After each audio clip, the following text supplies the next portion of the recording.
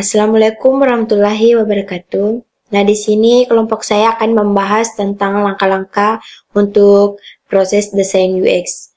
Nah, di sini sendiri langkah-langkahnya terbagi menjadi 6. Yang pertama, learn to understand. Yang kedua, do your research. Dan yang ketiga, sketch, analyze, dan report. And yang keempat, design plus test. Dan yang kelima, develop and implement. Dan yang terakhir yaitu evaluate. Pertama-tama saya akan memperkenalkan diri saya sendiri dan anggota dari kelompok keempat.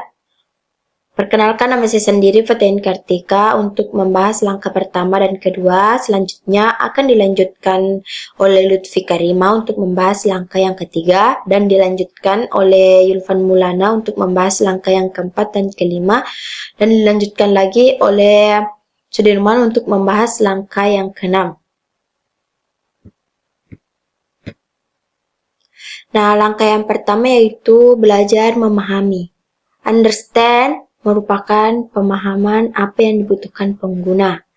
Di sini desain UX merupakan pemikir strategis yang mendesain untuk dua hal, interaksi manusia dan pemecahan masalah. Di sini kami memulai proses ini dengan mengajukan dua pertanyaan yang sangat penting. Mengapa dan apa? Apa yang kita ciptakan? Mengapa kita mendesainnya? Apa masalah yang kita coba selesaikan? Dan mengapa ada orang yang ingin menggunakan solusi ini? Eksplorasi awal inilah merupakan kunci untuk menentukan ruang lingkup dan tujuan proyek ini dan meletakkan dasar fundamental untuk segala sesuatu yang datang setelahnya. Nah, desainer UX harus menganalisis persyaratan pekerjaan, melakukan wawancara konseptual dan individu, dan mengadakan sesi brainstorming dengan klien untuk mempertimbangkan kebutuhan dan tujuan perusahaan mereka. Mereka juga akan membenamkan diri dalam nomenklatur, bahasa, dan visual yang harus dan tidak boleh dilakukan mereka untuk memastikan budaya dan suara perusahaan terwakili. Nah, selanjutnya langkah kedua yaitu melakukan riset. Menganalisa pesaing atau kompetitor, meriset tren UX terkini, dan memperhatikan aturan-aturan UX yang berlaku. Penelitian ini merupakan langkah kunci untuk merancang pengalaman pengguna. Desainer UX yang baik harus menyelidiki, menjelajahi, dan memahami domain produk, pasar, dan persaingan. Pertama-tama jangan hanya mengandalkan Google. Tim layanan desain UX kami memulai dengan mengumpulkan informasi dari klien kami. Ini membantu mereka belajar tentang pengguna produk dan lingkungan mereka, serta apa yang mereka butuhkan dan apa yang mereka inginkan.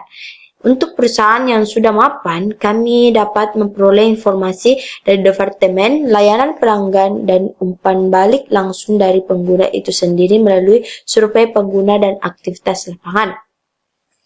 Untuk startup, kami dapat mengambil dari pakar materi, pelajaran, atau analisis aplikasi pesaing. Misalnya, kami menggunakan penelitian ini untuk membangun persona pengguna dan membuat gambaran yang jelas tentang pengguna kami, data bio umum mereka, apa yang mereka lakukan, perilaku mereka, dan tujuan mereka. Langkah dalam proses desain UX ini harus memberikan ide dan materi dari mana Anda dapat mulai membuat sketsa dan mendesain ide-ide ini. Nah, selanjutnya langkah-langkah selanjutnya akan dilanjutkan oleh anggota kelompok 4 sendiri yaitu Lutfi Karima. Oke, baik, terima kasih atas kesempatannya. Nah, di sini saya akan melanjutkan materi yang sebelumnya telah dibawakan oleh rekan saya, yaitu Fatin Kartika, yang mana beliau telah menjelaskan bagian step pertama dan juga step kedua untuk langkah-langkah pembuatan UX design. Nah, kali ini saya akan menjelaskan pada tahap 3 ataupun step yang ketiga, yang mana tahap ketiga ini kita akan membahas tentang sketsa, analisis, dan juga repeat ataupun diulangi. Untuk bagian yang pertama, kita akan melakukan koleksi ide atau mengumpulkan ide, kemudian drawing sketsa atau menggambar sebuah sketsa, Lalu lakukan evaluasi it over and over, yang mana kita akan mengevaluasi secara berulang-ulang. Nah, setelah kita melakukan hal-hal tersebut, maka kita akan melakukan riset kepada pengguna ataupun persona. Setelah kita melakukan riset, kemudian kita akan pindah pada fase atau sebuah ide yang membutuhkan sebuah fleksibilitas, keterbukaan pikiran, dan kemampuan untuk bekerja secara tim dengan kelompok desainer, pengembang, dan juga pemangku-pemangku kepentingan lainnya. Nah, bagian yang terbaik dari langkah ini adalah brainstorming, atau yang mana akan menghasilkan sebuah ide dan juga solusi yang sangat gila. Dan pastikan juga kita juga tidak akan membuang-buang ide sebelum waktunya, ataupun menempatkannya pada backlog, sehingga kita bisa kapan saja untuk dapat mengunjungi desain yang telah kita buat sebelumnya. Sebagai sebuah tim, kita juga akan menyiapkan sebuah dokumen spesifikasi, membuat peta skenario, mengembangkan alur pengguna, menggambar sketsa kertas, membuat peta situs, dan juga membuat sebuah rangka gambar. Yang mana pada akhirnya tujuan kita adalah untuk menentukan pengalaman pengguna, menguji dan mengevaluasi konsep desain, dan menganalisis bagaimana desain yang kita buat sebelumnya. Untuk desain yang telah kita buat juga akan menginformasikan perilaku dan juga akan mempengaruhi pengalaman user ataupun pengguna. Nah, untuk desainer UX harus selalu kembali pada bisnis dengan mengambil ide ataupun alur yang mereka hasilkan, dan juga membandingkannya dengan cerita pengguna awal, tujuan perusahaan, dan sumber daya untuk proyek seperti anggaran dan juga jadwal yang telah ditentukan. Kemudian, untuk desainer juga dapat secara akurat mengidentifikasi pro dan kontra dari sebuah ide dan memprioritaskannya. Selama fase ini, kita juga akan membagikan temuan dan mempresentasikan ide dengan konstituen ide pada klien seperti manajer produk dan VP interface untuk mendapatkan umpan balik dari mereka.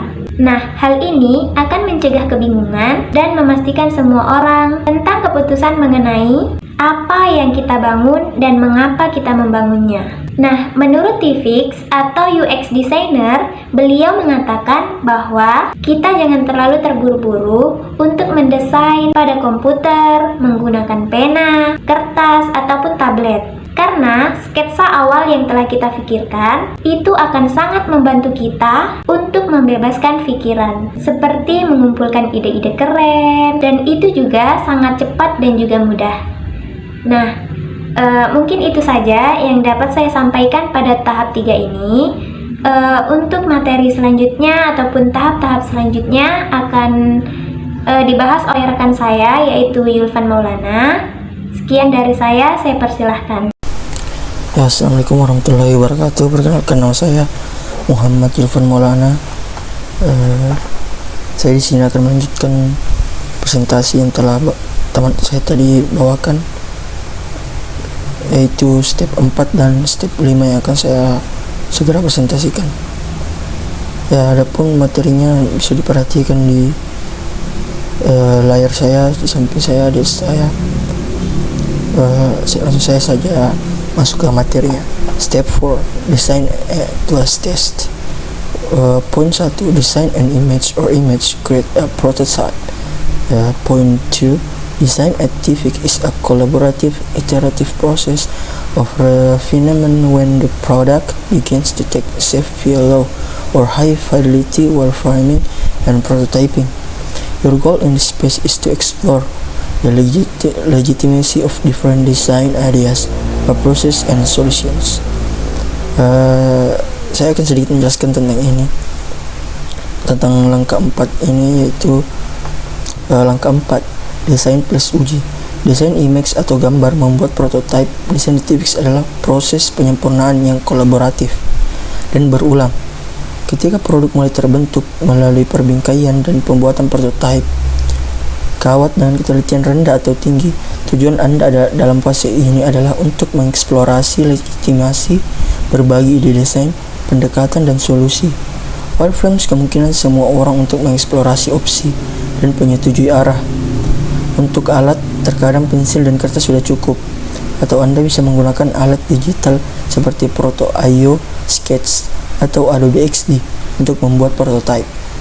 Pembuatan prototipe adalah bagian penting dari fase ini karena memungkinkan Anda untuk menentukan pola desain, elemen halaman template, opsi kerangka kerja yang berbeda, dan bekerja dengan pengembang untuk menguji fungsionalitas desain. Anda kemudian dapat membawa prototipe ke pengguna nyata, manajer produk dan bisnis, serta pakar teknis untuk pengujian guna mengumpulkan umpan balik dan gilirannya menyempurnakan desain Anda. Tapi hati-hati, fase ini mengundang banyak pendapat dan ide-ide baru sehingga mudah tersesat dari tujuan awal. Ingat untuk siapa Anda membangun dan mengapa. Ya, kita masuk ke step kelima. Step 5 yaitu develop plus implement. Poin 1, test design functionality, build experience. Dan poin kedua, once you finalize your wireframes and prototypes, you can begin to pay attention to the visual details. Maksud dari step 5 ini yaitu kembangkan dan diterapkan, mengetes fungsi desain, bangun pengalaman setelah Anda menyelesaikan gambar rangka dan prototipe Anda. Kami dapat mulai memperhatikan detail visualnya. Di TFX, desainer UX kami juga merupakan desainer antarmuka pengguna atau UI kami. Ini memungkinkan kami menggabungkan sisi pengalaman dan visual produk dengan mulus. UI adalah tentang kecantikan, UX adalah tentang pengalaman, dan produk yang sukses menghubungkan keduanya secara kohesif. Saat UI dibuat, kita perlu memikirkan penempatan dan kegunaan elemen visual, yaitu penempatan label, tombol, dan ukuran font, dan lain-lain. Idealnya, fungsionalitas back-end akan terhubung dengan mulus dengan UI. Tim pengembangan dan desain bekerja sama selama implementasi untuk mengatasi perubahan potensial yang diperlukan dan menghadirkan pengalaman fungsional yang lengkap yang siap untuk pasar. Inspirasi dapat ditemukan di mana-mana, tidak hanya di internet. Jadi keluarlah dari sana. Sekian dari saya. Itulah beberapa step yang bisa saya jelaskan, dan step berikutnya akan dijelaskan oleh teman saya. Wabillahi taufiq wal hidayah. Wassalamualaikum warahmatullahi wabarakatuh. Bismillahirrahmanirrahim. Assalamualaikum warahmatullahi wabarakatuh. Perkenalkan, nama saya Sudirman.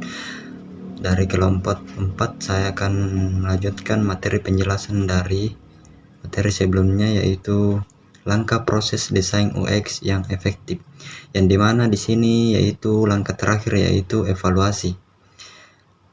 Yang dimana dimaksud di dalam evaluasi ini yang melakukan uji coba, penggunaan, desain, membuat laporan audit, identifikasi, pengembangan yang ada.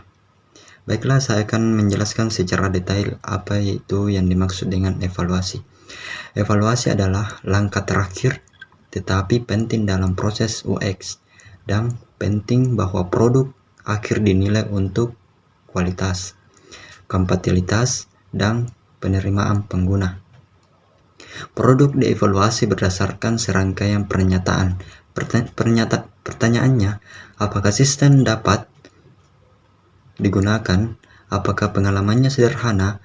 Apakah produk fleksibel dan mudah dan bisa diubah? Apakah pengalaman memberikan solusi dan masalah pengguna akhir? Dan yang paling penting, apakah orang ingin menggunakannya? Jika tidak, apakah yang salah? Jawabannya adalah desainer atau manajer produk juga harus menggunakan produk untuk merasakan pengalaman itu sendiri dan mengembangkan implementasi dengan desain aslinya. Selama fase ini, penting untuk mengumpulkan umpan balik pengguna, melakukan laporan audit UX, serta menentukan di mana perbaikan yang diperlukan dan diperlukan. Proses ini dapat berlanjut sampai pengalaman yang diinginkan dan kepuasan pelanggan tercapai. Sekian dan terima kasih yang sempat saya sampaikan. Lebih dan kurangnya mohon dimaafkan, dan saya akhir dengan ucapan wabillahi taufiq wal hidayah. Wassalamualaikum warahmatullahi wabarakatuh. Jadi itulah tadi keseluruhan proses dari desain UX. Bagaimana Anda tahu kapan selesai, dan yang lebih penting, kapan Anda telah berhasil? Sejujurnya, dalam desain UX ini Anda tidak pernah benar-benar selesai. Dengan setiap rilis baru, ada cara untuk mengoptimalkan UX untuk kinerja yang lebih baik. Nah, cara terbaiknya ini untuk mengukur keberhasilan suatu produk adalah dari pengguna itu sendiri. Apakah mereka benar menggunakan dan terlibat dengan produk tersebut? Apa yang mereka katakan tentang itu di ulasan dan di media sosialnya? Apakah produk mendapatkan daya tarik di pasar? Ini semua merupakan pertanyaan kunci yang perlu dipertimbangkan, dan melacak produk Anda merupakan bagian penting dan berkelanjutan dari proses ini. Jawaban inilah akan menentukan langkah yang tepat untuk diambil saat produk Anda terus berkembang. Apakah itu lebih banyak penelitian, analisis, atau perubahan desain? Ingat saja strategi awal ini, mengapa dan apa yang harus selalu membentuk keputusan ini dan membantu menentukan bagaimana kesuksesan ini diukur. Nah, itulah tadi presentasi dari kelompok 4. Mohon maaf apabila ada kesalahan. Terima kasih. Assalamualaikum warahmatullahi wabarakatuh.